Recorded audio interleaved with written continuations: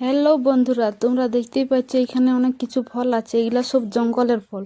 তোমরা হয়তো অনেকেই জানো না। দেখো ওই যে দেখাচ্ছে না হলুদ রঙের, বীজটা কালো রঙ, এইটা হলো ভেলাই ফল। আর ওই যে পাশেই আছে পলাশের ফুল। আর এই যে দেখতেই পাচ্ছ এটা কুদার জঙ্গল, আমরা সবাই যাচ্ছি জঙ্গলে। আর আমিও ভিডিও করছি। তার আগে আগে যাচ্ছে বাচ্চাগুলো। আর বাচ্চাগুলো জঙ্গলে কি সব পাচ্ছে দেখো। এখানে যেমন ধনুয়া শাল গাছ থেকে পাওয়াছে। আর আরো কিছু কচি কচি পাতা, আরো কিছু ফল, নতুন ফুল দিচ্ছে সেগুলো দেখার জন্য। আর এখানে দেখাচ্ছি ধুনুয়া। ধুনুয়া কি সব আমরা কাজে লাগে, যেমন আমরা পূজার কাজে লাগে। তার আবার আছে পলাশ ফুল। পলাশ ফুল থেকে আমরা কেঁদ, পিয়াল ফুল, আরো আছে পলাশ ফুল নাই, কিন্তু পলাশ ফুলের যে রসটা সেটা থেকে মধু তৈরি হয়। তারপরে কচি কচি শাল পাতা হয়েছে, আমি ভাবছি দুটি ঘর নিয়ে যাব।